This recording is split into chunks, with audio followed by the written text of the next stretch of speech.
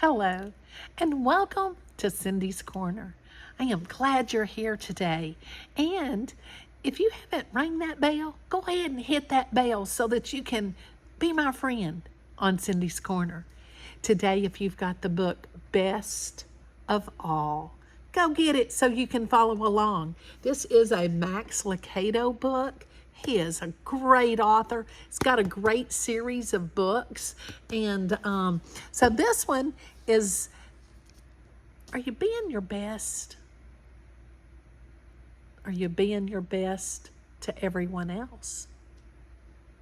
What is the best? Are you better than someone else? No. Hang with us and enjoy this story. My AR testers, this is a level 3-8. 3-8. Best of All by Max Lucado. Illustrations by Sergio Martinez.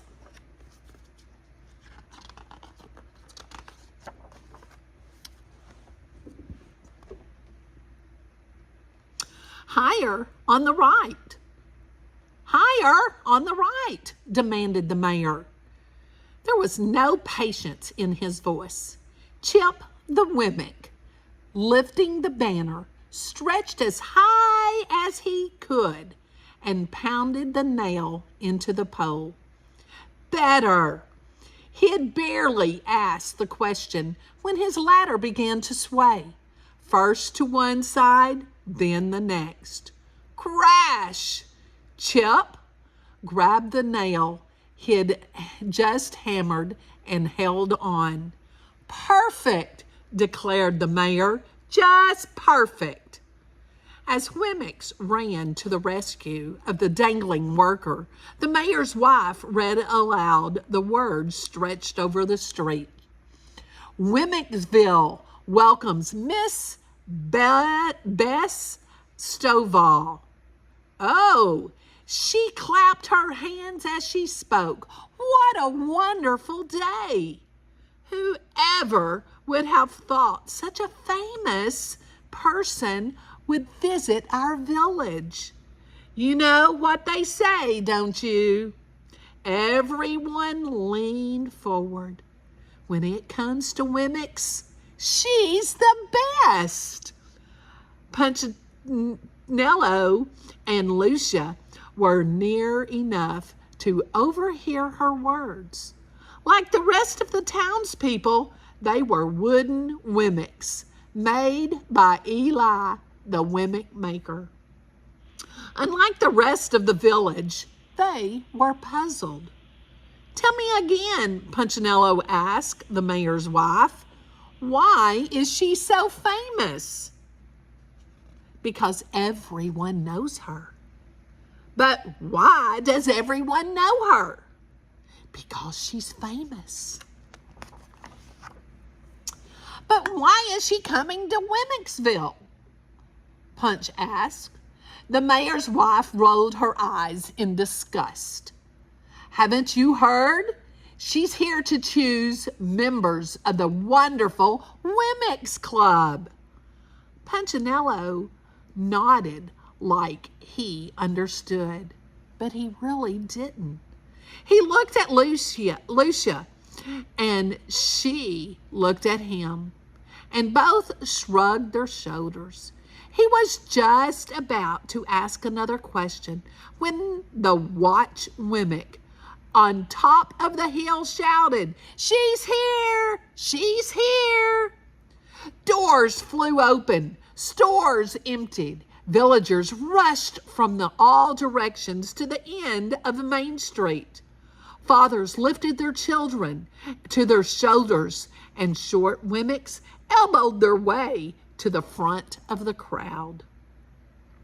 There was much shouting and pointing and tiptoeing, standing until a uniformed wooden soldier, looking very official and formal, appeared at the turn in the road. With scroll in hand and bugle hanging from around his neck, he marched over the Wemmick River Bridge and stopped in front of the crowd. Staring straight ahead at no one, he stood stiffly until all had hushed. Opening the scroll, he read in a loud voice. Cut from the grandest forest, carved from the strongest tree, full of sap, only the purest. She's of the highest petty tree. So welcome ye, Wemmicks, to your village so small. The noblest grain from the finest lumber, she is Bess Stovall.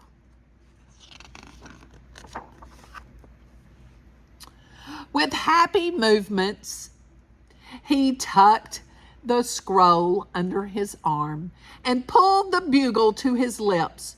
Ba da da da da da ba.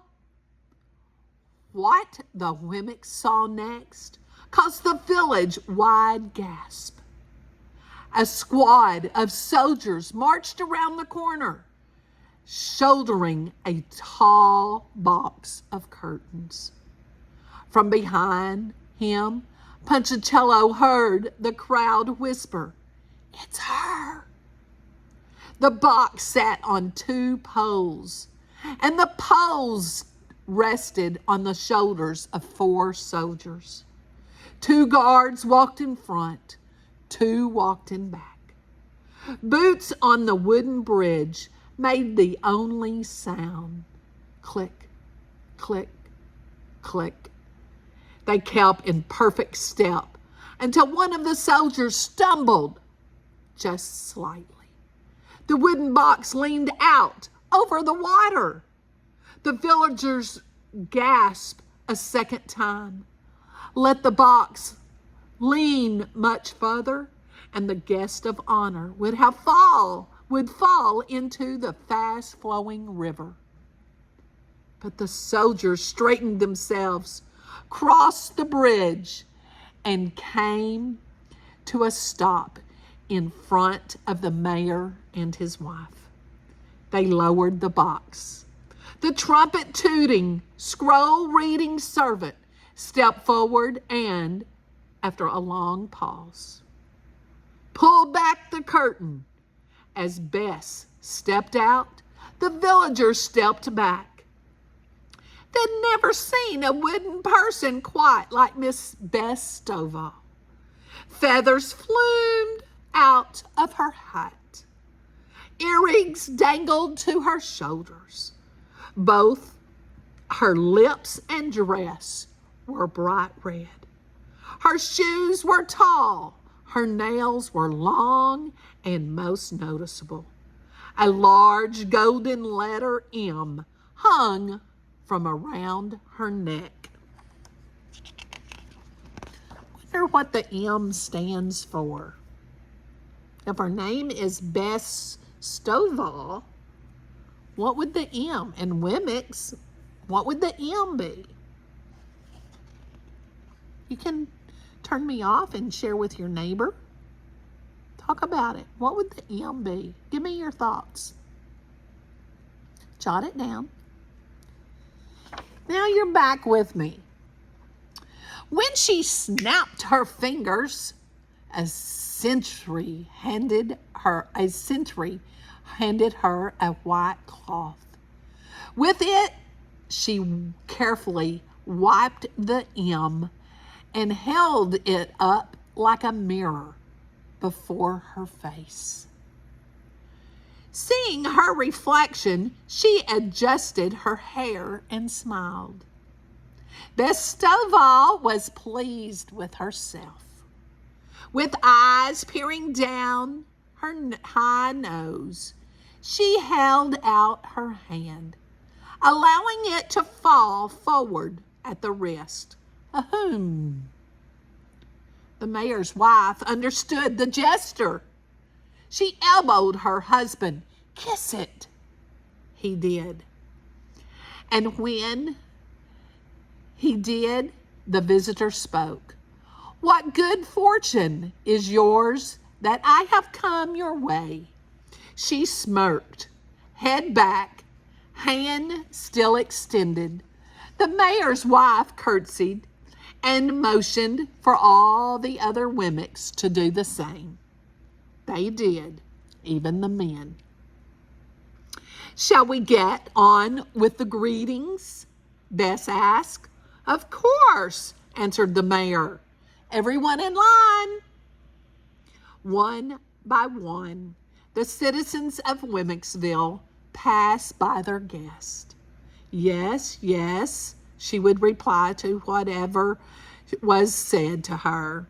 Welcome to our village. Yes, yes. We're glad you're here. Yes, yes. We are honored. Yes, yes. She was less concerned about what they said than what she saw. Occasionally, she would pause and stare deeply at a Wemmick. She examined the nose of the store owner and the ear of his son. She ran a gloved thumb across the hand of the house builder and took a long look at the forehead of the painter. No one knew what she was looking for. No one asked. Although the wife of the mayor acted as if she knew, nodding when the famous guest nodded and sighing when she sighed. The shortest and longest looks were given to Punchinello and Lucia. Upon seeing Punchinello, Bess suddenly stepped back before he could touch her, and lifted her nose and waving, she instructed, Go on, go on. Stunned, Punchinello didn't move. He just stood there, curious. Move on, her servant repeated with a firm voice. Punchinello did. Lucia started to follow him, not wanting the same treatment. Suddenly, the grand visitor stopped Lucia.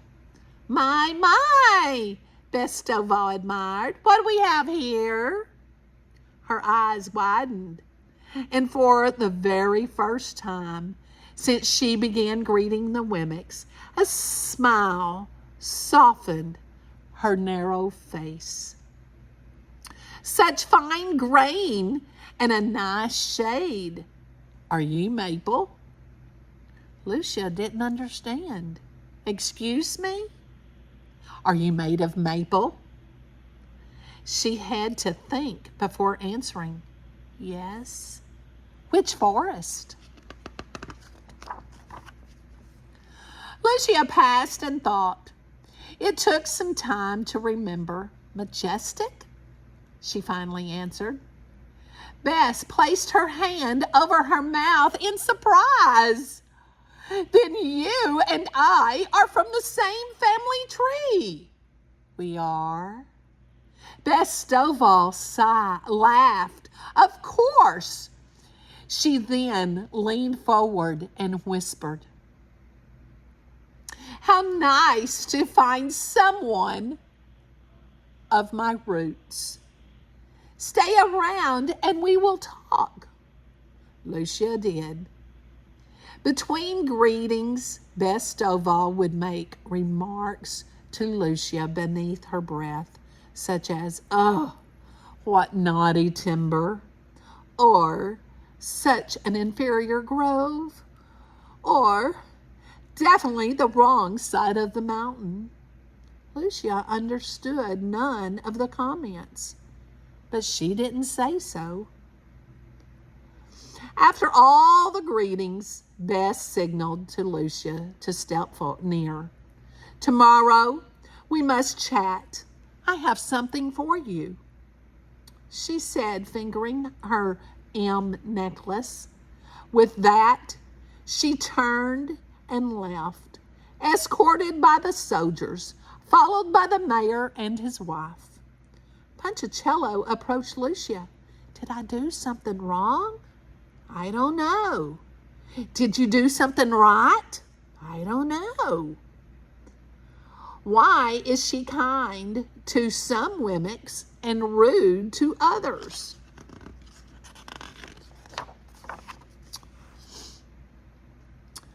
I think it has something to do with your ancestry. Ancestry? My, what? What forest you come from? Why does that matter? I don't know. They turned and left the village. Neither one spoke. They hadn't known they were different. And that now they did. They didn't know how to feel. I'll see you tomorrow, Punch finally said. Yeah, sure, Lucia replied. Neither felt too happy. As the days passed, they saw each other less and less. It took Bess Stovall only a short time to select her favorite Wemmicks for the wonderful Wemmick Club. Lucia was among them. So were the store owner and Mr. and Miss Mayer. Bess gave each an M to wear around the neck. The M is for Maple. You are Maples, she explained as she showed them how to polish the medallion. Not all Wemmicks are equal. Some are common, made of pine or elm. Not all, a few are quality, cut from the maple like you. Fewer still of us are from a fine family tree. She glanced at Lucia, and Lucia blushed. The other Wemmicks politely applauded. And then Bess Stovall curled her lips as if she had just tasted something sour. Some Wemmicks are willows. Willows, they asked. Willows is weak wood. The maple Wemmick explained. It bends, it bruises, shallow roots. No one wants to be a willow. Do you know any? The mayor's wife asked. Actually, there's one in your village. They all leaned forward, curious. Bess looked again at Lucia. Your friend, Punchinello. Your friend, Punchinello, Lucia asked. Everyone gasped. I always knew he was weaker, someone said. Been suspecting a bad family for years. Another agreed. Such a sapling, added a third. The rest nodded. Lucia nodded with them. From that day forward, Wemmicksville began to change. Townspeople took notice of each other's tree type. The walnuts looked down on the pines looked down on the elms, the maples looked down on everyone, and everyone looked down on Punchinello. Because Punchinello was a what? A willow. Walnuts formed a club and opened several branches. Elms cut a path and named it Elm Street. Maples built a treehouse and hosted elm polishing parties. Everyone had a group. Everyone, that is, except Punchinello. Even Lucia ignored him. Hi, Lucia, he would say to her. Yes, yes, she would reply, not stopping. She was, after all, cut from the finest tree, and Cello was just a willow wemmick, soft and easily bent. One day, Punchicello felt especially alone. He went to the pine picnic, but no one sat by him. The walnuts were playing games, but no one threw him the ball. He even tried to go to the maple party, but the sign on the door said, "Royal Tree Only." Punchicello was very sad. He went for a walk and sat down by the river where the willow tree grew. "Why did I have to be a willow?" he said aloud to no one. "What would you rather have been?" The sound of the voice startled Punchicello. He turned and saw Eli, his maker. "Maple," Eli continued. "Would you have rather be made of maple?" Where's Eli? Punchicello didn't answer, both sad and embarrassed. He lowered his head. Eli walked over and lifted Punch's chin with a finger. "Other wemmicks are better," Punchicello told him. "Who says?" "Everyone." Eli sighed and shook his head. "Come here." The two walked over to a willow tree and stopped. "Punchicello, who do you think knows more, the wemmicks or the wemmick maker?" Punchicello smiled softly. "The maker." "Of course I do. Do you think I knew what I was doing when I made you?" The look in Eli's eyes convinced Punchicello that he was about to hear something important. "You are special, my child. You are the way you are because I made you that way. You chose my forest? Yes. You chose my wood? Yes. Willow is just as special as maple." "Just as special? Then why do the others treat me like I'm not?" "Here is someone you can ask." "Hi, Punch." This time, the voice of Lucia's Punch turned. "I'm sorry," she said. "I've been listening too much to them and not enough to Eli." Punchicello shrugged. He noticed that she wasn't wearing her M necklace. "That's okay." Both smiled. "Want to go back to the village?" she asked. "Today is a big send-off for Best Stovall." "Yes, I'd like that." The two said goodbye to Eli, walked toward Wemmicksville. Many wemmicks turned when they entered the village. More than one whispered and pointed as the maple wemmick and the willow wemmick walked side by side. But Punchicello and Lucia didn't care. They were glad to be friends again. All of the Wemmicksville turned out to say goodbye to Mrs. Bess Stovall. She stepped into her box and signaled that she was ready to go. Her soldiers escorts marched proudly before her. Her bugler sounded the farewell. Wemmicks lined up on either side of the river to watch. New members of the Wonderful Wemmicks Club wore their club T-shirts with pride. Uh-oh. It's happened. Crossing the bridge, the honored guest waved her gold medallion at the crowd.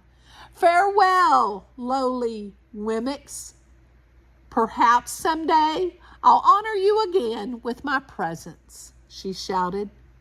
Bess Stovall leaned out the window of her special box so that everyone could see her. As she did, she leaned a bit too far and began falling. Her tumble stopped when her medallion chain caught on the bridge rail. When it snapped in half, she grabbed one end and held on, the river roaring beneath her. Wemmix cried with alarm. Help her! The mayor's wife shouted. Save her! Someone yelled. But no one can reach her, said the onlooker. I can't hold on much longer, Bess shrieked. Soldiers tried. Wemmix tried. No success. They were too stiff to bend underneath the bridge.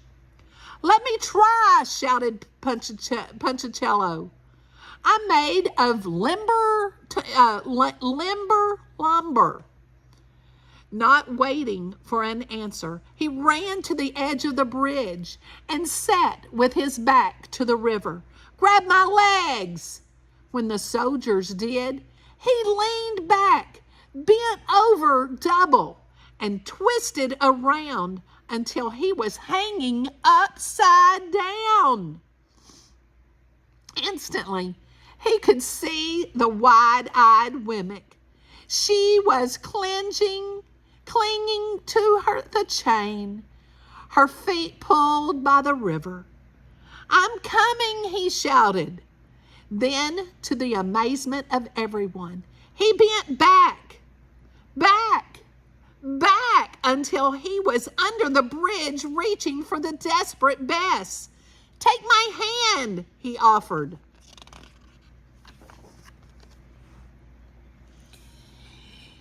This time, she didn't care what kind of wood she touched. She grabbed his hand and held on. You must let go of the chain, Punchinello instructed.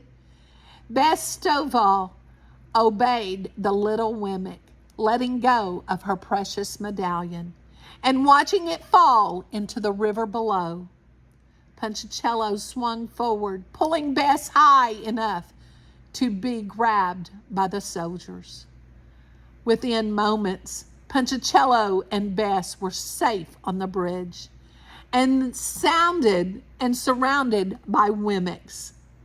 How did you do that? Everyone asked. It's easy when you're made of the right wood. He smiled. For several moments, no one spoke. Then, from the back of the maple Wemmix, walked up to Punch. One of the maple Wemmix walked up to Punch. He removed his M from its chain, and turned it upside down, making a W. Enough of this talk about maples. Let's just be Wemmix. Hanging the W around Punchicello's neck, he added, Punchicello, you're the Wemmix of the day. One by one, the maple Wemmix removed their M's, placing them on the ground near Punchicello. Soon, there was a small pile of medallions. Even the mayor and his wife removed theirs, though she took one last look at herself in her M before she set it down.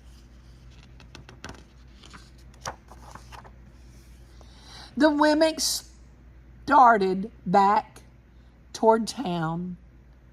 The last thing anyone could remember about Mrs. Bess Stovall was seeing the majestic maple down the river, searching all alone for her precious gold medallion.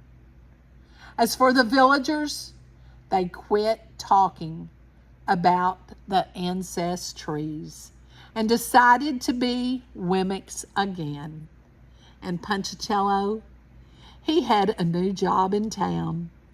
Say, Punch, a new Wemmick friend asked on the way back to the village, there's a ball stuck in my chimney. Any chance you can reach it? And when Punch did, he looked up the hill. Eli was watching from the porch of his house. Punch waved. His maker smiled.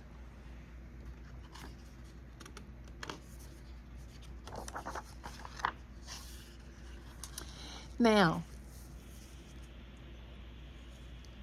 as you start this school year, remember, there's no one better than you, and you're not better than anyone else, because God made us all special. Just like Eli made the Wemmicks all special. And Punchatello, they didn't think of him as special, did they? Until he could bend and do other things. Everybody can do something special. Sometimes we just have to look at others and not ourselves. Tell me a time in the comments that you kind of felt alone.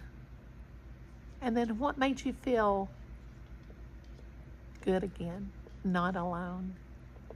I hope you enjoyed our story. Make sure you check out Winkle.media and make sure you hit that bell.